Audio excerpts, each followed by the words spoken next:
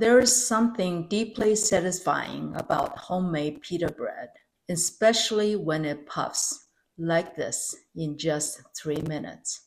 I used a recipe inspired by Natasha's_baking and double it.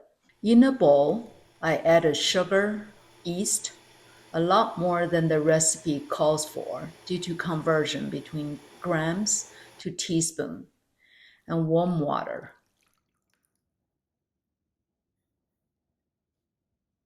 After a quick stir, I waited for bubbles. That's how you know your yeast is live and ready. Then came olive oil, salt,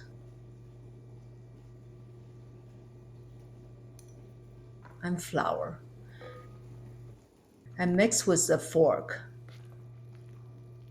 then my hands, until it came together into a soft, shaggy dough. Covered it,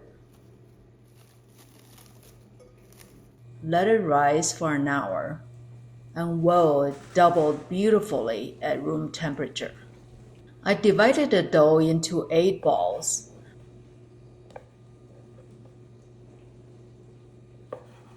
About 125 grams each, then covered and let them rest overnight in the fridge. That long and slow fermentation develops a deeper flavor and stretchier dough. The next day, they had cozy up together, joined at the hips on the tray. So I reshaped them, roll each into a 7-inch round,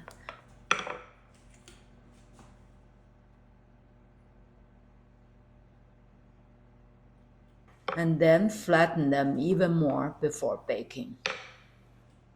Now here's the magic. I preheated my oven to 530 degrees Fahrenheit with a cast iron pan inside. When the pan was blazing hot, I removed the pan and placed a pita directly on it. Returned the pan into the oven. 3 minutes later, puffed to perfection.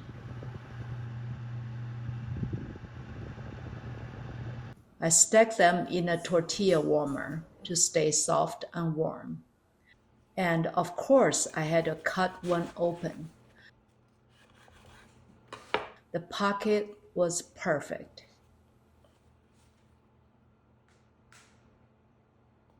I served it with mojo lamb and mixed veggies along with tomatillo salsa. It was exactly what I needed. If you've never made pita at home, give it a try. Once you see that puff, you'll be hooked. And just like that, homemade pita puffed to perfection in your own kitchen. No special oven, no store-bought shortcuts, just simple ingredients and a little bit magic. See you next time in Lay's Kitchen, where flavors are without borders. Please check in the description below for ingredients, step-by-step cooking instructions, and links to products frequently used in my videos. If you enjoy this recipe, don't forget to like and subscribe for more authentic dishes from around the world. Thanks for watching. Bye for now.